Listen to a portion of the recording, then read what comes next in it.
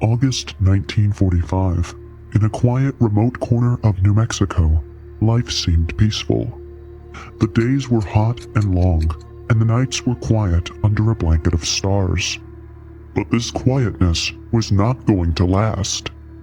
First came the Trinity bomb test, clearly visible to all the residents of the small village. Just looking at it caused some people to go blind. But that wasn't even the talk of the town. Next came the major incident. Two boys came face to face with a massive trench in the ground, about 30 meters wide and 30 centimeters deep. At the end of the trench was a giant object shaped like an avocado, with a smooth, gray surface that shone in the sunlight. There was smoke all over the object, and the air smelt burnt. What started as a loud bang that everyone thought was just another bomb would end up completely changing the lives of everyone in this small desert village. This is the story of the most realistic UFO crash, where we not only have an eyewitness, but also an actual piece of the UFO. This is the 1945 Trinity UFO crash. It's 1945, and World War II is still at play. The US was hard at work creating the bomb that would end the war. And so they created the Trinity nuclear test site to test out that very same bomb. 18 miles northwest of the Trinity nuclear test site was the Padilla family's ranch. It was a huge, dry piece of land with cracks in the earth and patches of tough desert plants. There, the family house stood strong, built to handle the desert's heat and winds. In the yard was a well, and nearby, their old pickup truck often waited to be used. Life here wasn't easy, but the Padillas were hardworking and proud. 9-year-old Jose Padilla was the youngest in the family, but he worked just as hard as anyone else. His father, Faustino Padilla, had a job with the WPA, better known as the Work Projects Administration, and his mother, Inez, took care of the house and everyone in it. 5 weeks earlier, on July 16, 1945, the first atomic bomb had exploded at the Trinity test site. The test was just 18 miles from the Padilla ranch. Jose was probably too young to fully understand the test, but everyone felt its weight. The explosion wasn't just loud and bright, it felt like the entire world was shifting. In such, Inez had lost sight in one eye from the flash of the atomic bomb test. But she kept going because the bills couldn't pay themselves. Jose often spent his days with his best friend, 7-year-old Remigio Baca. Remigio lived nearby, and his family's life was much like the Padillas. Remigio's dad, who had previously been a tenant farmer, worked as an assistant at the Veterans Hospital in Albuquerque. Together, the two boys shared chores, meals, and adventures in the vast desert they called home. The desert was more than a place to live, it was their world. But little did they know that the desert was about to reveal a story of its own. August 16, 1945, started like any other day. Jose and Remigio had been told to find a missing cow. She was about to give birth, and they needed to bring her back. The boys rode on horseback, scanning the land. Then, out of nowhere, a loud bang filled the air. The ground shook beneath their horses' hooves, and a plume of smoke rose in the distance.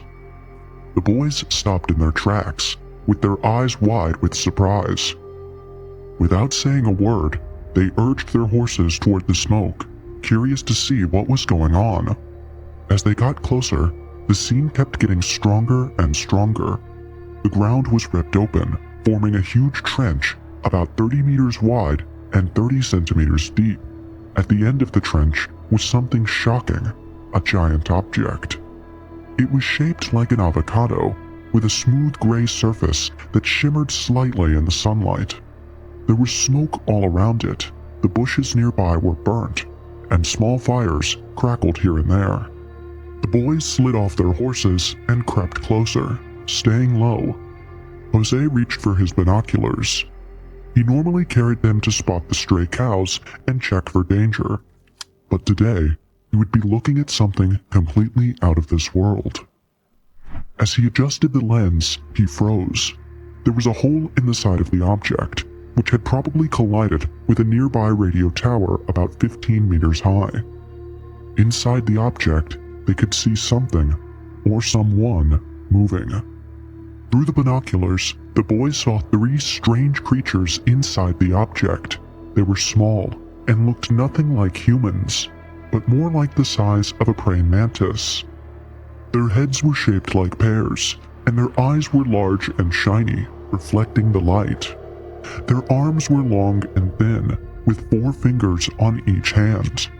Their gray skin looked smooth but fragile, almost like it might tear if touched. The creatures moved in quick, jerky motions. They looked scared. Soon after the crash, they made high-pitched noises that reminded Jose of an animal in pain, or like the cries of a newborn baby. The boys would later compare these creatures to various insects, such as praying mantis, Jerusalem cricket, or fire ants, with pear-shaped heads. The nose and mouth compartments were like small holes. In spite of the description, Jose thought them to be humans and said he felt their fear and pain. For a moment, the boys just watched, but fear crept in too. What if these creatures were dangerous? What if something worse was about to happen? They whispered back and forth, trying to decide what to do. They wanted to stay and look at these creatures more closely, but they were terrified. Finally, they decided to leave. As they mounted their horses, they couldn't help but look back at the mysterious object. That day, they would go back to the ranch and tell their family what they had seen. Jose and Remigio were filled with excitement and fear after their incredible discovery. They couldn't wait to go back to the crash site and find out more about the strange creatures. But the next day, August 17, 1945, they couldn't return to the crash site. The residents didn't see much of it crash, and those who heard the crash probably thought it was another test. The kids couldn't go back because they had too many chores to do on the Padilla Ranch. Life on a ranch demanded hard work, and their tasks couldn't wait, even for something as extraordinary as a crashed UFO. The boys reluctantly stayed home, their minds racing with thoughts about the strange object and its mysterious occupants. On the 3rd day, August 18th, they finally had the chance to go back. This time, they didn't go alone. Jose's father, Faustino Padilla, and a family friend, Eddie Apodaca, who was a state police officer, accompanied them, because remember, the kids told everyone about the strange thing they saw. The boys eagerly led the way, retracing their steps to the crash site. What they found there was still as astonishing as it had been 2 days earlier. The strange avocado-shaped object still sat at the end of the trench it had carved into the earth. Its metallic surface gleamed under the harsh desert sun, and the ground around it remained warm to the touch. Pieces of debris were scattered nearby, and the burnt bushes still bore the marks of the crash. Faustino and Eddie came closer to the craft cautiously. They examined the large hole in its side, the same opening through which the boys had seen the creatures moving. After a moment of hesitation, the 2 men climbed inside, while Jose and Remigio waited anxiously outside. When Faustino and Eddie emerged, their faces were pale, and they looked shaken. They refused to discuss what they had seen inside the craft. Whatever it was, it had clearly disturbed them. Instead, they warned the boys not to tell anybody about the discovery, not their friends, cousins, not even their family members. They cautioned that this was grown-up business, and it was better if it stayed that way because the kids could get into trouble if anyone found out. The boys nodded, but their curiosity only grew. What had their father and Eddie seen? Why was it so important to keep it a secret? Despite the warning, they couldn't resist the pull of the mystery. Later that same day, When the adults were occupied, Jose and Remigio slipped away and returned to the crash site alone. When the boys arrived, they found they were no longer the only ones interested in the strange object. Soldiers had begun arriving at the site. Trucks and equipment were scattered around, and men in uniforms were gathering debris from the ground. Jose and Remigio hid behind bushes, watching as the soldiers worked. The presence of the military confirmed what they had already suspected. This was not an ordinary event. On August 19, 1945, the fourth day since the discovery, the Padilla family received an unexpected visitor. A man named Sergeant R. Avila arrived at their ranch. Speaking on behalf of the U.S. Army, he explained that the military needed access to the property to recover what he called an experimental weather balloon. He said they would need to cut the fence and build a road to reach the site. A wide gate would also be installed to accommodate their equipment. Sergeant Avila talked about the importance of keeping the operation quiet, warning the family not to speak to anyone about what was happening. Faustino agreed, and by August 20th, soldiers were hard at work. They brought heavy machinery to the site, including a massive crane and an 18-wheel low-body trailer designed for transporting large loads. A new road was constructed, and the wide gate was installed as promised. The strange object was carefully lifted onto the trailer, covered with a tarpaulin, and tightly secured. Jose and Remigio continued to observe the operation from a distance, hidden by the scanty desert vegetation. They noted that the soldiers treated the recovery as if it were an ordinary task. They wore standard uniforms and didn't appear to take any special precautions around the object. After their workdays, many of the men would relax at the Owl Bar and Cafe in San Antonio, which was a popular local spot. The boys couldn't believe how casually the soldiers were acting. To them, this was the most incredible thing they had ever witnessed. They whispered to each other about what might happen next. Where would the military take the object? What would they do with it? And most importantly, what had happened to the creatures they had seen inside? By day 25, the operation was nearing its end. The boys knew their time to see the object up close was running out. That night, after the soldiers had left the site, Jose and Remigio made a daring decision. They would return to the crash site one last time, and they would not return without taking what they called a little souvenir.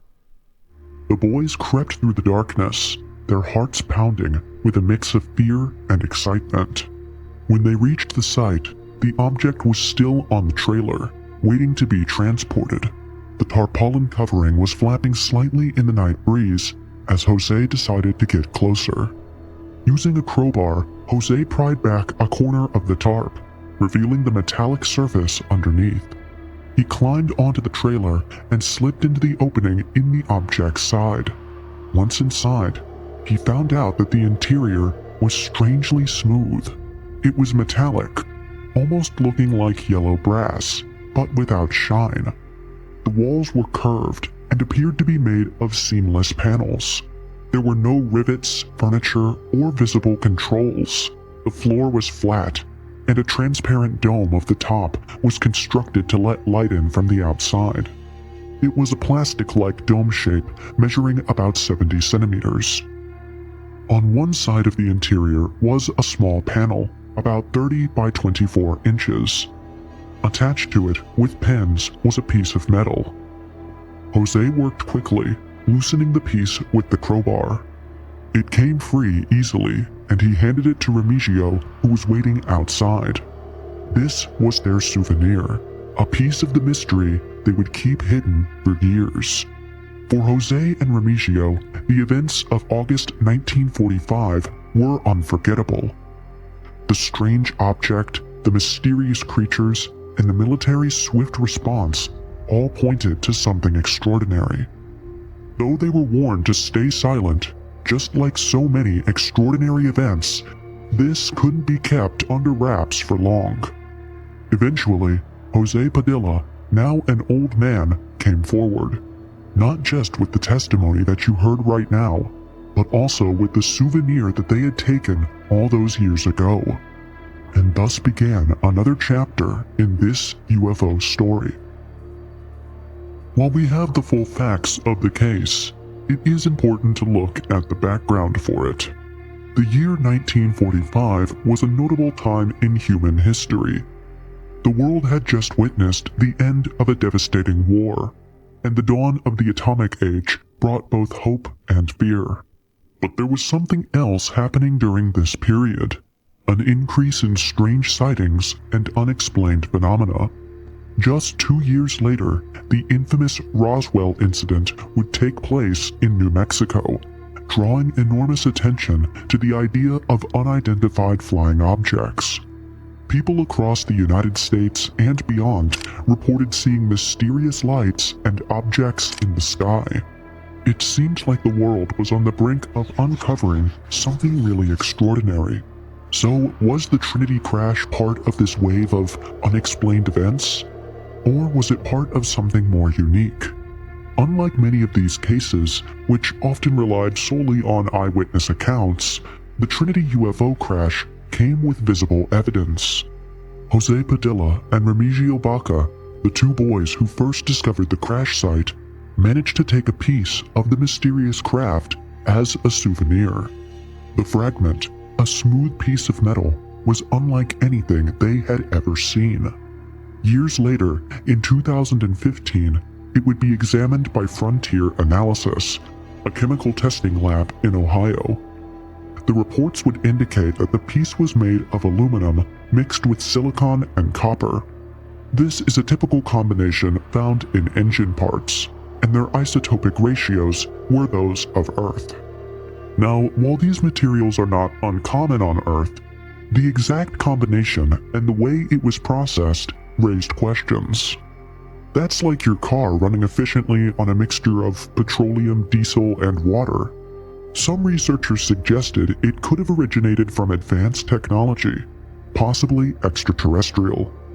Another intriguing detail was the military's response. The Army claimed that the object was an experimental weather balloon that had gone off course. But if that were true, why did they bring in an 18-wheel heavy-load truck to transport it? The object was described as large and heavy, far beyond what would be expected for a simple balloon. The military's actions didn't stop there. They searched the Padilla family's property thoroughly, looking for anything they deemed significant. What exactly were they hoping to find? And why was it so important to recover every trace of this so-called weather balloon? Even more curious were the actions taken to recover the object. The construction of a new road and gate on the Padilla Ranch was no small task. Heavy machinery was brought in, and the operation was conducted with precision. If the object truly was just a balloon, why go to such lengths? Why the secrecy?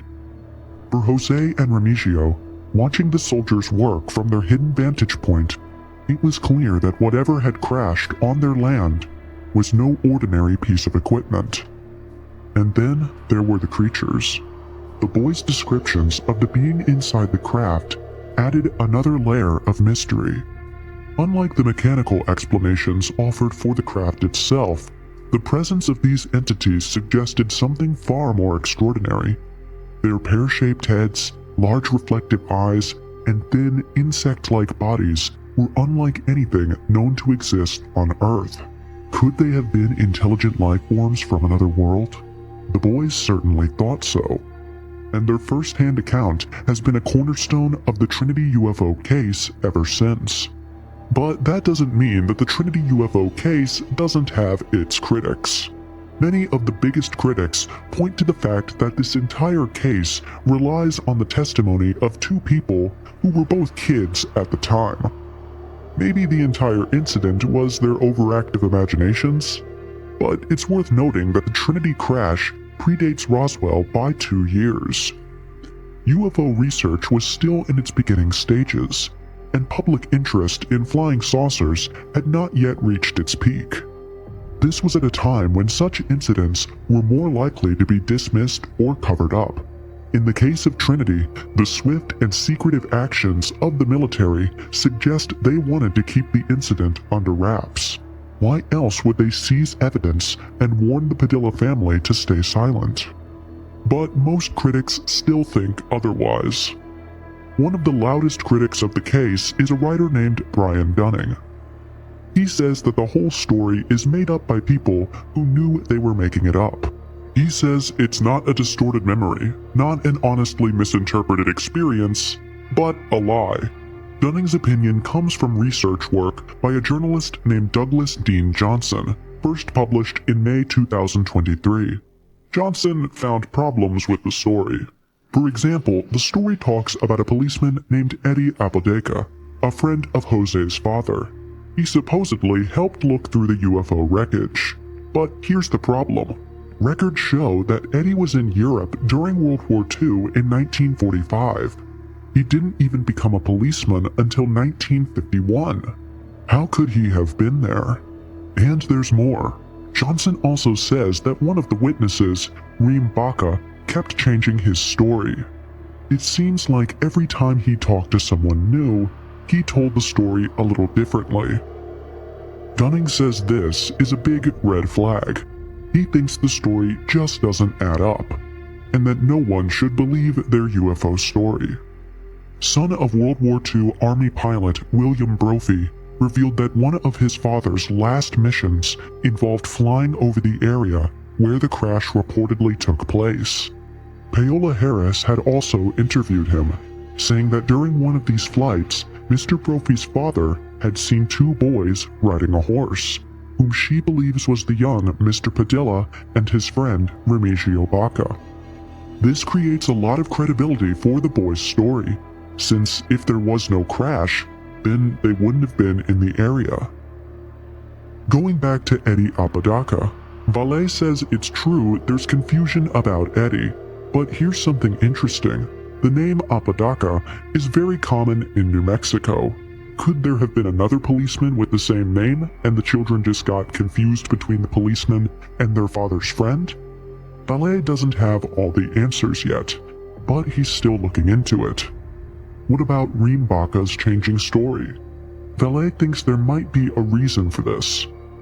When Reem and the other witness, Jose Padilla, were kids, they promised each other they would never tell anyone what they saw. It was their secret. Breaking that promise might have caused trouble between them. Valet wonders if Reem changed parts of the story to make it sound more exciting for newspapers and researchers as a way to rebel against Jose and his faithful rendition of the story. That could explain why some details don't match. While Brian Dunning hasn't responded to any of this, one thing remains clear. This story is far from over. The 1945 Trinity UFO crash still has some major unanswered questions. Just who were those creatures that the kids saw? Where did the UFO come from? And where is it now? Whether you believe in these claims or not, it's safe to say that the world will not forget this story anytime soon.